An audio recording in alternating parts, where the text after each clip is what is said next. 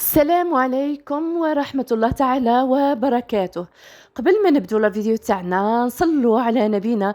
اللهم صل وسلم وزد وبارك على سيدي محمدا وعلى آله وصحبه ومن والاه إلى يوم الدين. اللهم صل وسلم وزد وبارك على سيدنا ونبينا خاتمهم وأجودهم وأكرمهم. اللهم صل وسلم وزد وبارك عليه.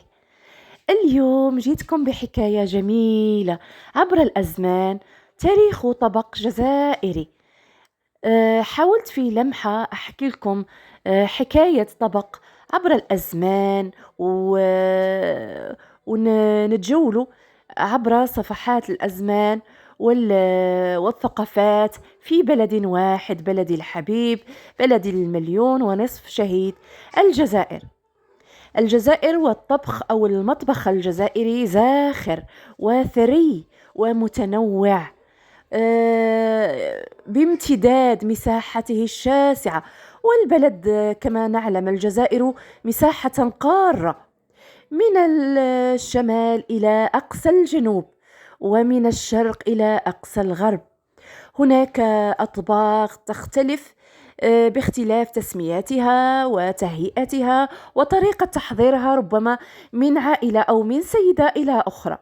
ولكن المتفق عليه على أن المطبخ الجزائري حقا ثري ويستحق منا بعض الاهتمام وطرحه على شكل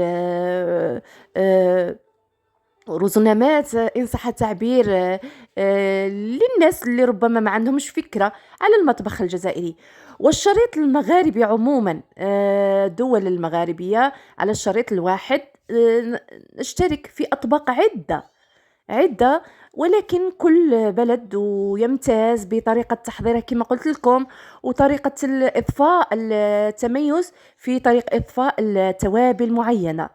مثلا الحريرة، ماشي الحريرة جزائرية، بالخصوص متعرف عليها في الغرب الجزائري. الغرب واسع وشاسع، وهناك مدن عديدة متفق على هذا الشيء وعلى هذا الطبق على أنه مميز ومتعرفين به كما نقولوا في العامية ولا في الدرجة تاعنا. ولكن في نفس الآن هناك دول شقيقة مغاربية كما المغرب الشقيق أيضا متعارفين وينعرفوا بالحريرة نتاعهم المتميزة، ولكن تختلف طريقتهم في التحضير علينا. بيان سور هذا الشيء متعرف عليه، كما كنا حكينا على طبق الكسكس ولا البربوشة ولا الطعام اللي متعرفين عليه كامل نحضروه. واليوم جبت لكم قصة البوراك التي تعود جذور حكايتها إلى التواجد العثماني خلال المناطق اللي كان فيهم تواجد العثماني لما يسمى حاليا ببلاد الترك. وهذيك الوقيتة الزمنية القديمة، خلال فترة ولا سنة 1509 إلى ما يقارب 1800 وكذا، يعني من 1500 التواجد نتاعهم إلى 1800 التواجد نتاعهم كامل كان على الشريط قارة إفريقيا كما نعرفوا كامل، الشمال وبعض البلاد الأخرى. والبورك يعني الفطيرة، البورك. والبورك طبق شهير تعرف به العائلات الجزائرية وذو أهمية. ما كانش بيت جزائري أو مائدة رمضانية تخلو من هذا الطبق، وكل إنسان هو جد اقتصادي وفي نفس الوقت أو الآن طبق فاخر يحضر بكيفيات مختلفة جدا. يحضر باللحوم بأنواعها، والكبد أيضا يحضر بالدواجن، كما نقولوا لو ونحضروه تاني بالفولاي، باللحوم البيضاء، بالكريمات والأجبان المختلفة المتنوعة. نضيف له أيضا الأعشاب العطرية.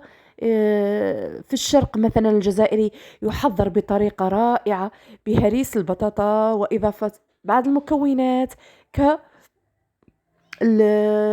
مزيج من البصل والقطع الزيتون الأخضر، البقدونس، بعض التوابل، هريسة الفلفل الحار، تونة إلى غير ذلك.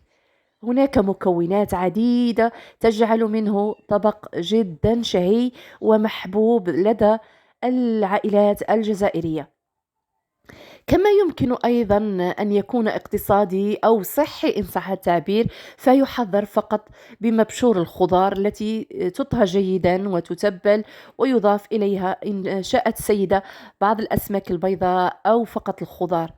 كما يمكن أيضا تحضيره بمزيج من فواكه البحر والكريمة، يعني الصوص بيشاميل ولا دي فخوماج. المهم السيدة لها كل الاختيار. في نفس الآن يحضر في السهرة على شكل حلا أو معسلات، يعني نستعمل أوراق الديول اللي نسميوها الديول، وتقوم السيدة أو نقوم بحشو الديول أو الأوراق هذه بحشوات أيضا مختلفة: هريس التمر والجوز وبعض التوابل الأصيلة العربية كالهيل والقرفة والكبابة.